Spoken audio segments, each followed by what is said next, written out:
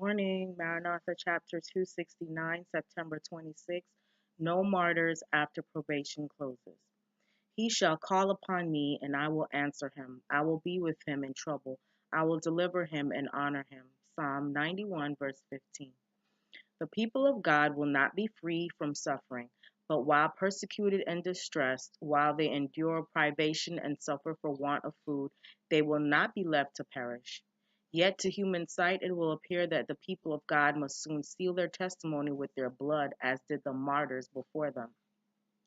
They themselves begin to fear that the Lord has left them to fall by the hand of their enemies. It is a time of fearful agony. Day and night they cry unto God for deliverance. The eye of God, looking down the ages, was fixed upon the crisis which his people are to meet, when earthly powers shall be arrayed against them. Like the captive exile, they will be in fear of death by starvation or by violence.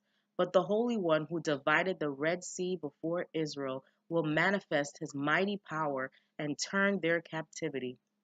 They shall be mine, said the Lord of hosts, in that day when I make up my jewels, and I will spare them as a man spareth his own son that serveth him. Malachi 3, verse 17. If the blood of Christ's faithful witnesses were shed at this time, it would not, like the blood of the martyrs, be as seed sown to yield a harvest for God. Their fidelity would not be a testimony to convince others of the truth, for the obdurate heart has beaten back the waves of mercy until they return no more. If the righteous were now left to fall a prey to their enemies, it would be a triumph for the prince of darkness.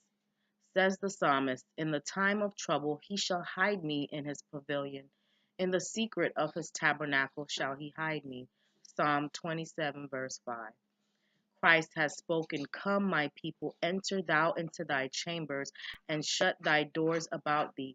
Hide thyself, as it were, for a little moment, until the indignation be overpast.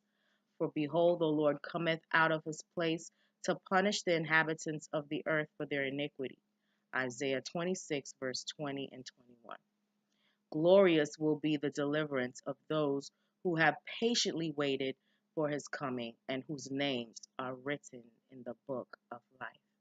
Have a great Wednesday, Maranatha.